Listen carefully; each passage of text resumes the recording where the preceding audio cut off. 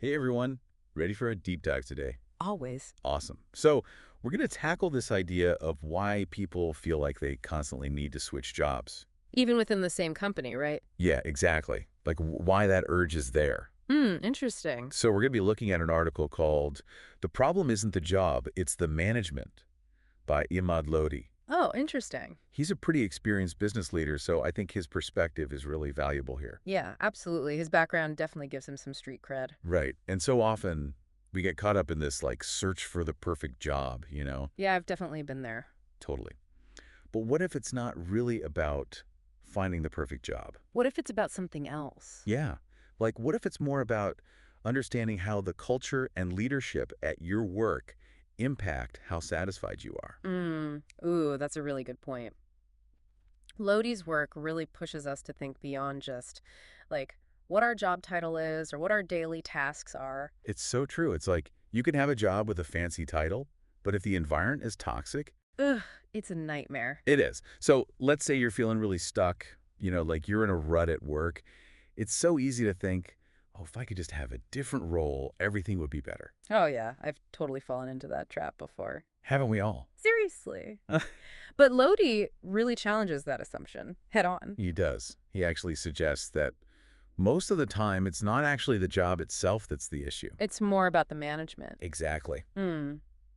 That's interesting. And he gets into the specifics of how bad management can actually make a work environment toxic. Ooh, tell me more about that. He talks about things like a lack of communication from management, unclear expectations. Oh, yeah, and that dreaded micromanaging. Ugh, the worst. Seriously. And let's not forget about things like favoritism, which can be so demoralizing. Totally. And a lack of support for growth within your career. Right. Those all make employees feel like they don't matter, like they're not valued. And that can have a direct impact on their motivation and their performance, no matter how interesting the actual work might be. Absolutely. It's about so much more than just liking what you do on a day-to-day basis. It is. So Lodi is arguing that it's not just about finding a job that has everything on your checklist. Well, finding a place where you feel like you belong. Yeah, where you feel valued and supported. He's highlighting a really important connection between good management and like overall job satisfaction. Totally. It's not just about those superficial things like perks or a fancy job title. Right. It's more about the people and the overall vibe of the place. So then what about when people try to kind of escape these issues by switching roles within the same company? Right, like a lateral move. Yeah. But Lodi argues that this almost never actually solves the problem. Huh. I wonder why that is. Have you ever felt that? Like you hit a wall no matter what role you're in. Oh, 100%. I think a lot of people have probably felt that way at some point. Like you make a change hoping for a fresh start. But you just end up with those same underlying issues, right? Yep, just with a different coat of paint. Lodi actually calls this the cycle of frustration. Oh, that is such a perfect way to put it. It really is. So if just changing jobs isn't the answer, then what is? What does Lodi suggest? Well, he proposes a 5-point solution, almost like a roadmap for creating a work environment that's more fulfilling and healthier. Okay, so he's giving us concrete steps to take. He is. And I think his perspective is really interesting because it comes from someone who's been in those leadership positions, making tough decisions. Oh, for sure. It's not just some theory. It's coming from real experience. So his first point is all about investing in management training. Okay, so he's saying that if bad management is causing so many problems, Then we need to give managers the tools they need to actually manage well, right? yeah, that makes a lot of sense. It's not enough to promote someone just because they're good at their job. Exactly. You've got to give them the skills to lead people effectively. He also talks about fostering a feedback culture, like an environment where employees feel safe to speak up. That's so important. It really is. Because if there's no open and honest feedback, How can managers know what their team needs? right, nobody benefits from a culture where people are afraid to speak their mind. Problems just fester and get worse if you don't talk about them. His next point is about aligning roles with employee strengths, like making sure people are in positions where they can actually use their talents. No, I love that. Don't you? It's like that saying, do what you love and you'll never work a day in your life. Exactly.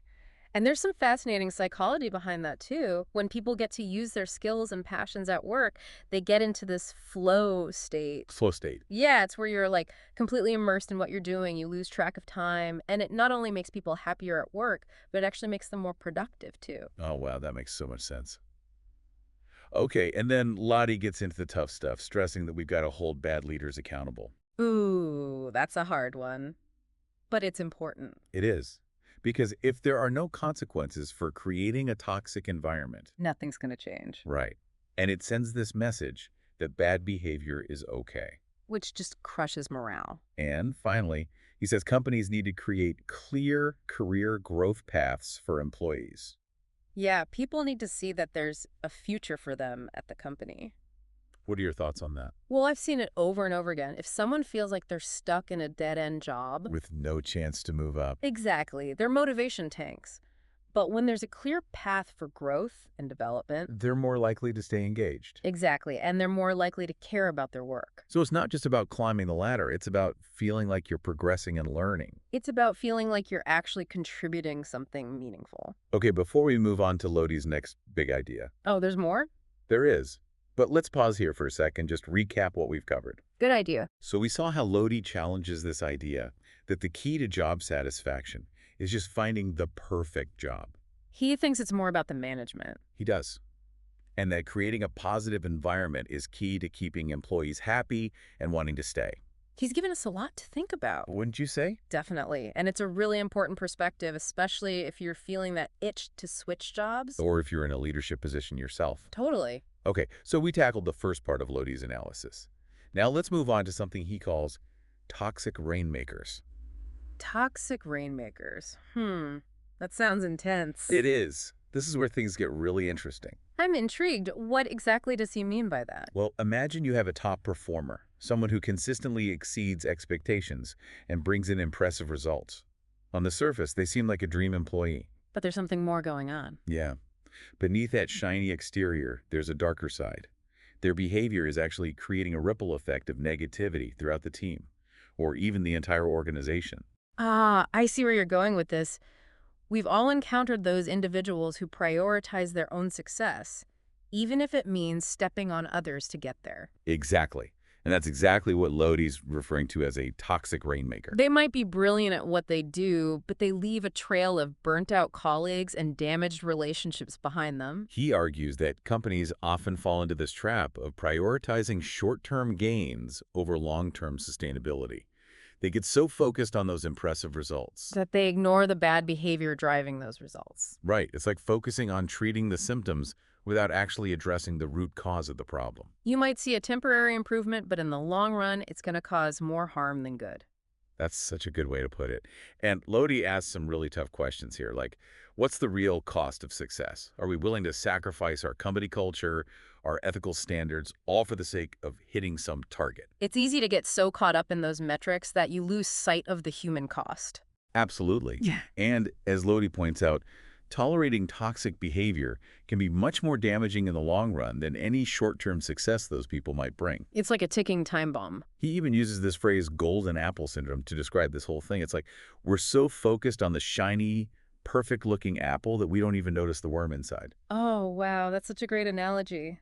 And that worm can do a lot of damage. It can. So how do we avoid falling into that trap?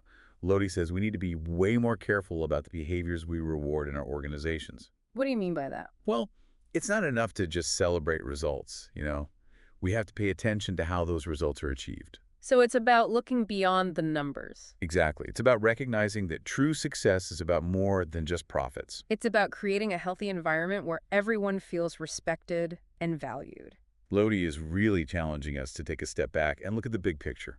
So before we move on, is there anything else about this toxic rainmaker idea that stands out to you? Yeah, I think it's really interesting to consider how this plays out in different industries. Like in fields that are super competitive, like finance or tech. Where there's a lot of pressure to perform. Yeah. It's easy to see how toxic behavior can become like the norm. Almost expected. Yeah. And in those environments, it can even be rewarded, which just makes it worse. That's a great point. It's almost like the environment itself can breed that kind of cutthroat mentality. Exactly. Which is why it's so important for leaders to be super clear about their expectations and to create a culture where ethical behavior and teamwork are just as important as individual achievement. So we've talked about bad management and these toxic rainmakers. Now, Lodi shifts his focus to something he calls the struggling manager's dilemma. The struggling manager's dilemma. Yep. Have you ever encountered this in your work? Oh, absolutely. It's something I've seen pretty often, especially with people who are new to managing others. Right, so they're suddenly in a position of authority, but maybe they don't feel ready for it. Yeah, or maybe they don't feel confident in their ability to lead. And Lodi really captures the internal struggle that these managers often face. They might be dealing with imposter syndrome. You mean feeling like they're not good enough? Exactly. Or they might be trying to make everyone happy, stuck between what their boss wants and what their team needs. Oh, I can see how that would be so stressful. It is. And he says this internal conflict often shows up in how they act. Like they might overpromise to their team to win them over, but then they struggle to actually deliver on those promises because they're also trying to keep their boss happy. So it's like they're saying one thing but doing another. Yeah, and that just erodes trust. Makes them seem unreliable. Right. So if you find yourself in this position, feeling pulled in different directions, What does Lodi recommend? he suggests a leadership style that's more authentic, more transparent. Like, he encourages managers to acknowledge their own vulnerabilities, to be honest about the challenges they're facing. And to ask for help. Exactly. He says true leadership isn't about pretending you have all the answers. It's more about being real. It is. It's about admitting when you don't know something and being willing to learn and grow alongside your team. And building real connections with your team members based on trust and respect. He's talking about creating a culture where everyone feels comfortable sharing their ideas and concerns. That sounds way healthier. It does, right? Yeah. It's a much more sustainable approach to leadership, focused on leading with integrity. And creating a shared sense of purpose. Exactly. And Lodi even gives some practical tips for doing this. He talks about the importance of setting clear expectations, delegating effectively. And providing regular feedback. Right. He also emphasizes the importance of self-awareness, understanding your own strengths and weaknesses as a leader. And always being willing to learn and adapt. Because leadership is a journey, not a destination. There's always something new to learn. Well said. So far, we've covered a lot of ground with Lodi's work. The perils of poor management, Those toxic rainmakers. and the challenges that struggling managers face. It seems like a lot of this boils down to the importance of creating a healthy work environment. It's like we're building a better understanding of how workplaces really function. We're looking at the individual experiences, the leadership styles, And how all those things work together to shape the overall culture. and we're seeing just how much power leaders have to impact the people around them. Because at the end of the day, a thriving workplace is one where everyone feels valued and supported. Absolutely.